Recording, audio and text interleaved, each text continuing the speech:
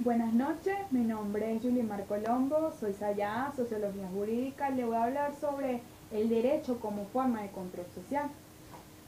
Desde el principio, el hombre ha luchado por un mejor vivir, por una capacidad de entendimiento para minimizar los conflictos, por tratar de interrelacionarse cooperativamente, compartir fines, conductas y culturas con la sociedad, con una sociedad más justa, donde los derechos civiles eh, se respeten y todos los seres humanos se han tratado en igualdad de condiciones.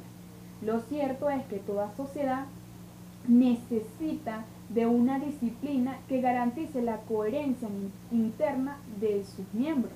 De ahí las incesantes búsquedas de mecanismos aseguren su conformidad con las normas y pautas de conducta.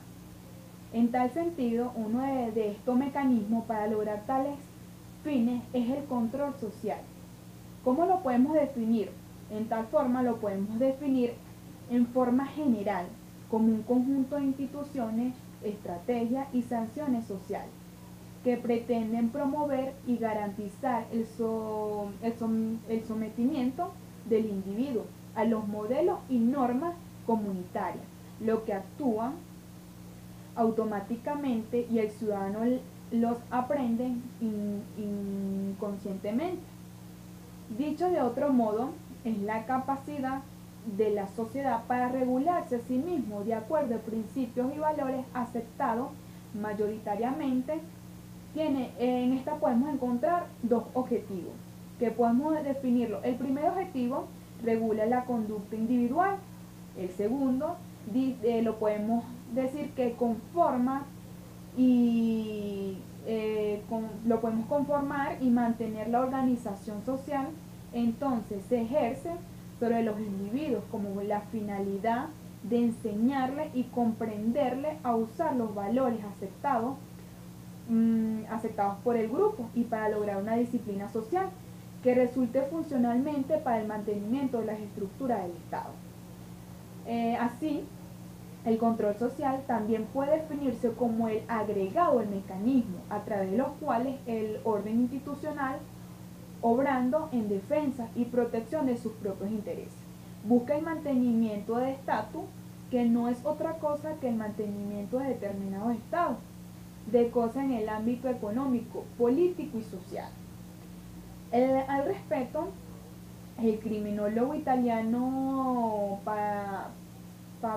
Pavarinis afirma que el control social puede ser examinado como cuestión política y es leído a través de categorías politológicas y jurídicas, como lo del el poder dominio del Estado, derecho, represión, autoridad y como categoría sociológica. El control social es interpretado como una integración social y socialización de una disminución social. En ese mismo orden de ideas se tienen los medios informales de control social, como aquellas medidas no institucionalizadas, las cuales no tienen una formalización a través de normas o leyes escritas, entre ellas la educación, las normas morales, los medios de comunicación, entre otras. Y en cuanto a los medios formales, son los que se implementan a través de estatus, de leyes y regulaciones contra la conducta no deseada. Dichas medidas son respaldadas por el gobierno y otras instituciones por medio implícitamente coactiva, que va desde la sanción hasta el encarcelamiento en lo que el Estado de Derecho y los objetivos y mecanismos de control social están recogiendo en la legislación explícita. Ahora bien, en tal sentido, el Estado, con su poder coactivo, la última autoridad de control social, en que el Estado de Derecho debe ejercitarse a través de la ley. surge lo que se denomina el derecho como forma de control social. Podemos definirlo como el derecho desarrollado un papel fundamental por la función integradora que sirve para disminuir los potenciales elementos de conflicto para engrasar las maquinarias sociales.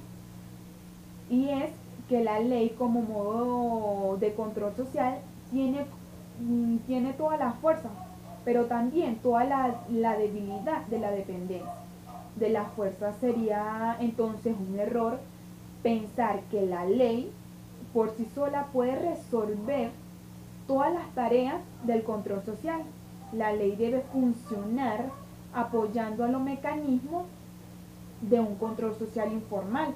En lo que respecta al control social penal, este tiene limitaciones estructurales inherentes a su naturaleza y su función, de modo que no es posible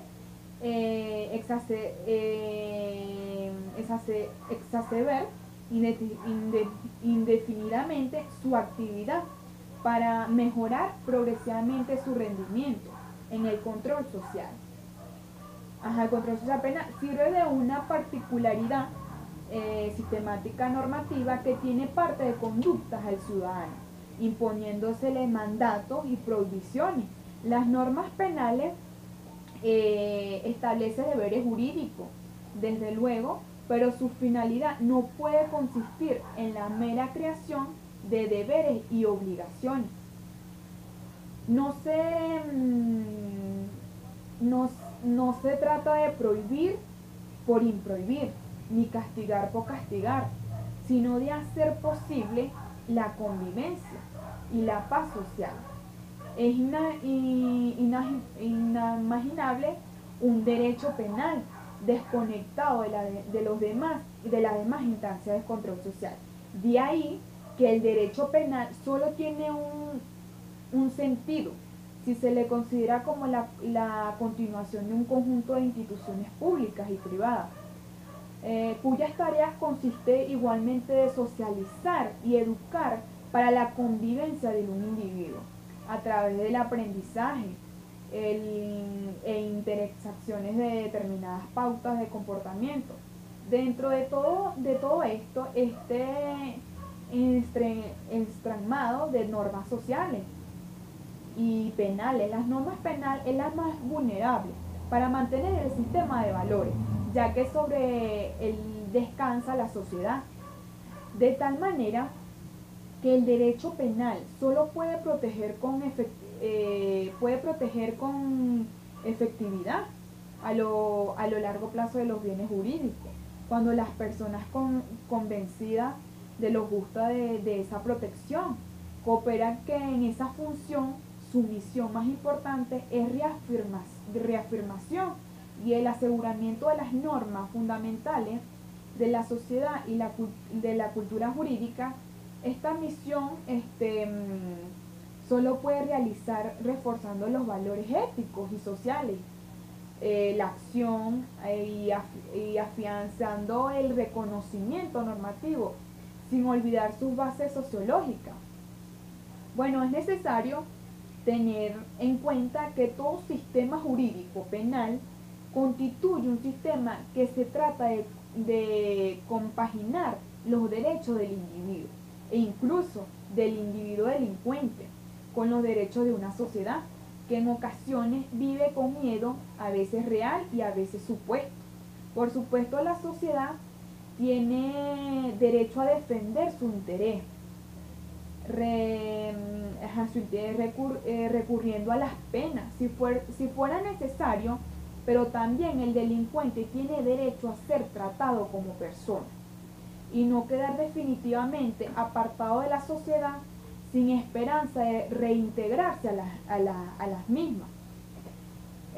Finalmente, es de significar que la misión de derecho penal es limitar el poder punitivo del Estado, que en ocasiones decidido a determinar a toda costa con la criminalidad.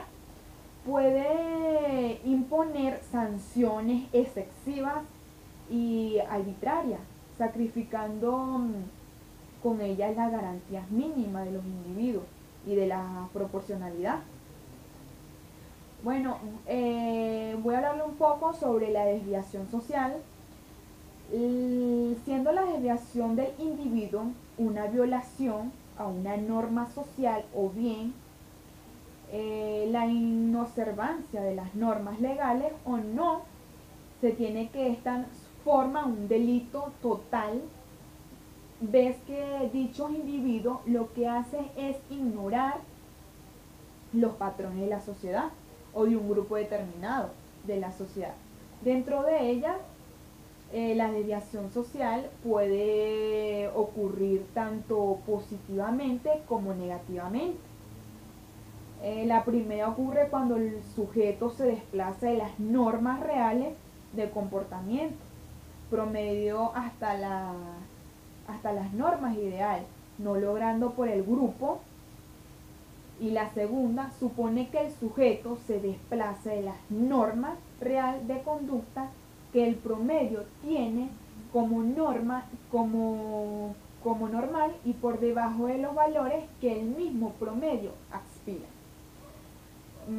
Relativamente fácil desde el punto de vista jurídico o moral a cierta conducta como socialmente patológica o desviada, e incluso tipificar tales como conductas en categorías bien definidas, donde existe la violación, el abuso de menores, violación familiar.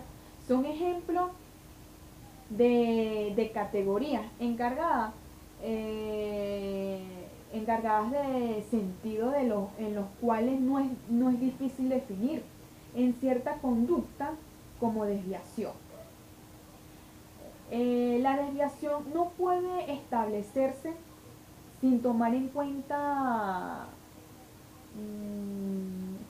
parámetros que puedan no coincidirse, que la violación familiar sea jurídica y moralmente considerada una desviación de conducta lícita. No significa que necesariamente que se encuentre fuera de la pauta regular del funcionamiento social. La violación familiar, de la cual cabe mucha diferencia, diferentes definiciones, puede ser incluso en sociedades desarrolladas un mecanismo de integración social eficiente, aun cuando sea éticamente deplorable y en este sentido funcional, ¿verdad? No implica la desviación, sino por el contrario, cumplimiento de las pautas de reproducción social. Esto es particularmente cierto en el desarrollo de cualquier proceso de socialización. Por otra parte, existe una segunda forma de comprender la desviación en términos sociológicos, que es aquella vinculada a la observación de casos que se alejen de las curvas a la posición normal respecto de una función construida para relacionar variablemente en contexto social, dando, si se mide, por ejemplo, la distribución de la riqueza en cualquier país del mundo, ¿verdad? La mediación más conservadora mostrará que los miembros de las clases altas son tan poco numerosas que representan punto de desviación de la normalidad social. En cuanto al ingreso capital, sin embargo, no se ha considerado que la posición de riqueza excedente sea un indicador de conducta desviada, sino que la explicación de este fenómeno generalmente incluye la existencia de un modo normal, deseable o indeseables, de funcionamiento y reproducción social. Resulta importante traer a colación cómo influye la marginalidad en la desviación del individuo, puesto que ésta reside de la exclusión compulsiva, nunca voluntaria, de personas individual o colectivamente, en el disfrute de servicios básicos e impredecibles para la supervivencia de cualquier tipo de sociedad. Así pues existe marginalidad por indiferencia cuando el mercado margina a los ancianos, inválidos, entre otros. La marginación por represión de conducta que incluyen a drogadictos, ¿verdad? Delincuentes, entre otros. Podemos decir que la automarginación, cuando el sujeto no comparte la idea imperante en su entorno y busca la manera de satisfacer, o sea, sus necesidades, sin involucrarse en el círculo productivo, mercantil, la marginación cultural que supone que supone las sociales extremas, la marginación educacional, englobando los analfabetos, incultos, élites de educacionales y la marginación laboral, integradas por jubilados, parados y inmigrantes. Es así como se observa dentro del común vivir humano distintos hechos y situaciones que se derivan de los distintos caracteres y personalidades muy particulares, ¿verdad?, de cada individuo que se desenvuelve en un determinado espacio, a lo cual se le conoce como conflictos y problemas, definido a su vez como una situación en la que dos o más personas no están de acuerdo en forma de actuar de una de ellas o con que una de ellas tome la decisión, ¿verdad? En tal sentido, el derecho se encuentra cimentando en la búsqueda de soluciones de la conducta ante descrita tanto en la salud pública como en la educación, así como también combatir los problemas derivados de hogares, desigualdad económica, social, entre otros. Para lo cual implementa la mediación como una herramienta informal y voluntaria de soluciones y conflictos, en que un tercero imparcial trate de mediante técnicas, negociaciones, que la parte identifique la posible zona de acuerdo. Cabe notar que dichas mediaciones pueden aplicarse a problemas algo más complejos, ¿verdad? Es eficiente cuando la relación de partes tiene afectada la posibilidad de comunicación. En ella el tercero no plantea una alternativa de soluciones. Únicamente se limita a ser un facilitador, pues, del diálogo. También en un acto voluntario se basa en el principio de ganar y ganar, y es un procedimiento informal, flexible, ¿verdad? Pero el sujeto a reglas procesales, a criterio de quien transcribe muchas veces la sociedad, hace responsable a los organismos policiales ¿verdad?, de la inseguridad a la que está sometido, así como también el Estado y los organismos que lo conforman, sin tomar en cuenta que éste se forma en el seno de la familia, que es la sociedad en su entorno. Parece que la mejor solución, ¿verdad?, es señalar al infractor de la ley, llamado delincuente, aplicándole una pena y así lograr justificarse, racionaliza su actitud sobre la base de que mientras ellos padecen frustraciones en bien de la comunidad, el delincuente gratifica sus deseos en detrimento con sus ciudadanos, pues. Podemos decir que el delincuente es como gratifica sus deseos, pues. Es importante señalar que si la sociedad no se cura adecuadamente de las bacterias identificadas, que son las que producen más delincuencia, seguirá incumbando y desarrollando nuevos delincuentes en ella, por cuanto la delincuencia es una enfermedad que tiene como caldo de cultivo de la misma sociedad. Compartir la delincuencia es el problema de todos en la medida que se implemente el mecanismo de soluciones y prevenciones mediante planes, actividades, instituciones educativas y formativas que alejen al individuo de una desviación social.